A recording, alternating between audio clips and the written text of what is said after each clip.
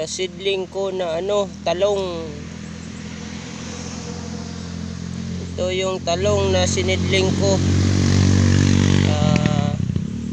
Sabi nila ayaw na daw itong mag-germinate o tutubo kasi expire na. 2 taon na tong expire kaya hindi na raw tutubo.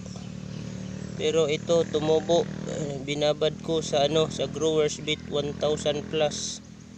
Binabad ko ng 2 oras. Yan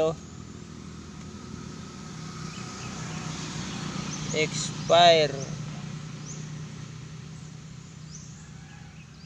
Ano ba to? Hindi makita. Yan.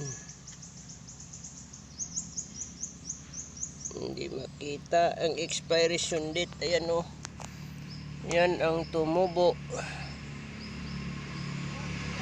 Yung talong na expire.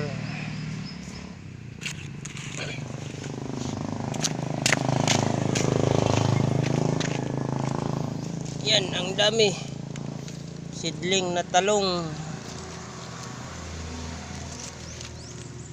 Yan.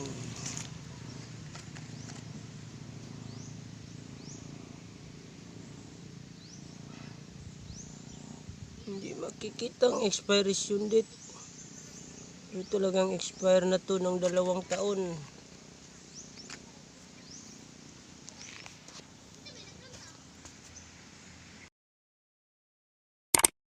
God bless the farmers of this land.